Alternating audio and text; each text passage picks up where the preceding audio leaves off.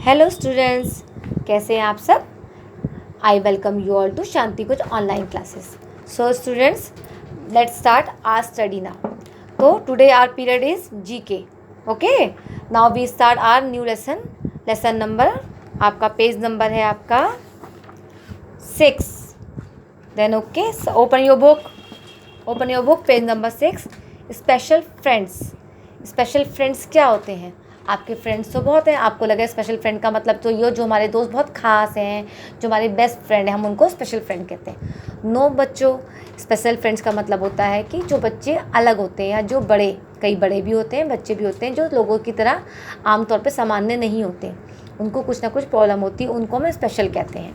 ठीक है, चलिए स्टार्ट करते हैं हम लोग। No two people are same. दो लोग एक जैसे नहीं होते, दो आदमी एक जैसे कभी भी नहीं दिख सकते इंसान। They have differences as we all can see. अगर हम दोनों के बीच में अंतर ढूंढेंगे तो हमें बहुत सारे डिफरेंसेस, बहुत सारे अंतर मिलेंगे। There are many children and elders around us who have special needs.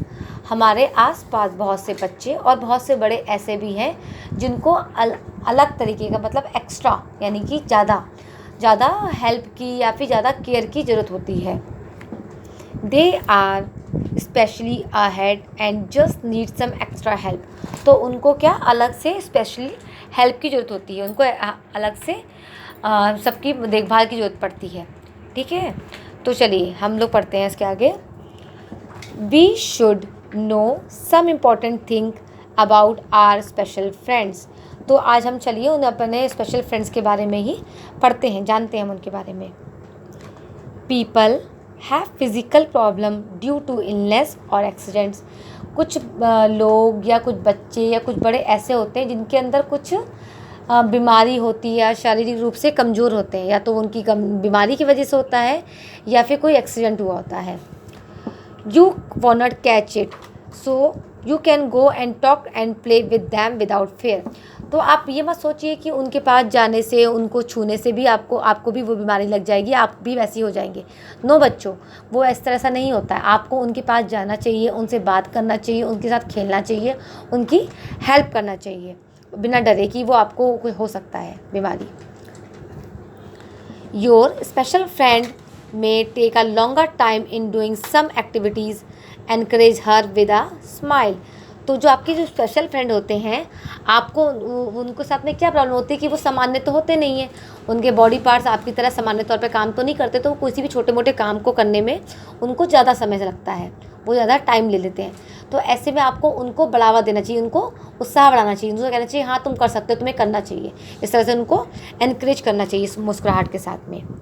B friendly with your special friends, they want a friends love too. तो आपको अपने जो स्पेशल फ्रेंड है उनके साथ में क्या है, बहुत स्पेशली बहुत ध्यान देना चाहिए, बहुत अच्छे से प्यार से उनसे बात करना चाहिए और उनको प्यार भी करना चाहिए। ठीक है, तो स्टूडेंट्स हमारा ये स्पेशल फ्रेंड जो आपका चैप्टर है, मतलब एक तरीके का लेसन है, जो भी कहिए वो आपका कंप्लीट होता है। तो इसके लिए आप कॉपी में कैसे लिखेंगे, कॉपी में कुछ नहीं, मैं आपको होमवर्क बता रही हूँ। आप होमवर्क के तौर पे ये लिखेंगे, write 4 points to help you special children या स्पेशल पीपल। यानी कि आपको 4 पॉइंट ऐसे लिखने हैं जो आप स्पेशल लोगों के हेल्प कर सकते हैं, आपने ऐसा कुछ कर सकते हैं जिससे उनको मदद मिल सके, इस तरह का आपको हेल्प करना है। ये आपको कॉपी में लिखना है। आपको स्पेशल फ्रेंड हेडिंग डालनी है और उसके बाद right 4 point two help special friends करके 4 पॉइंट आप लिखेंगे। ये आपका लेसन ये पूरा हो गया। उसके बाद आप नेक्स्ट पे आ जाइए, पेज नंबर आपका 7 है ये। ठीक है, ये पेज नंबर आपका 7 है, इसमें है बी अ स्मार्ट चाइल्ड। इसमें क्या होता है कि आपको कौन सी चीज़ें होती है जो आपको करनी चाहिए और क्या चीज़ नहीं करना चाहिए, ये आपको बताना है। What will you do in the following situation. अगर आप इस स्थिति में पढ़ते हैं तो आप क्या करना सही समझेंगे। Tick the correct option in each situation to be a smart child. तो बताइए इनमें से क्या चीज़ सही है। If you are about to sneeze. अगर आपको जुकाम है तो आप क्या करोगे। You would sneeze without caring for anyone. आप कहीं पे भी छींक दोगे बिल्कुल देखे वाले बगैर, कौन आसपास है क्या है कुछ नहीं मतलब आपको। You would use handkerchief and say excuse me after words. या आप अपना हैंकी निकालेंगे और दूसरे के सामने, जिसके सामने उसको एक्सक्यूज़ मी बोलेंगे, है ना, चीखने के बाद में, और मुँह पे रुमाल रख के चीखेंगे। तो क्या सही है बताइए। सेकंड वाला पॉइंट, आप सेकंड वाला पॉइंट को टिक कर देंगे। If you need to interrupt someone, अगर आपको बीच में किसी से बात करनी, कोई बात कर रहा है, आपसे कुछ बात करनी, तो आप कैसे बात करोगे? यू वुड से एक्सक्यूज़ मी, आप उससे कहेंगे प्लीज़ सर एक्सक्यूज़ मी, बात करनी मुझे आपसे। या you would not say anything, आप उसे कुछ मतलब नहीं, वो कुछ भी बात कर, आप बीच में घुस जाएंगे और आप बात करना शुरू कर देंगे, बोलना शुरू करेंगे। तो क्या करेंगे आप? यू वुड से एक्सक्यूज़ मी, आपको उसको एक्सक्यूज़ मी बोला, excuse me sir, excuse me ma'am, अपनी बात फिर कहना आप शुरू करेंगे। If someone gives you a gift, अगर कोई आपको तोहफा देता है, उपहार देता है, तो आप क्या करेंगे? You would ask about the price, आप उससे पूछेंगे कितने का है, ये कितने का लेकर आए आप। या you would say thank you, या आप उसको कहेंगे थैंक यू, तो क्या कहेंगे आप? Thank you. तो हमारा ये वाला पॉइंट आप टिक कर देंगे।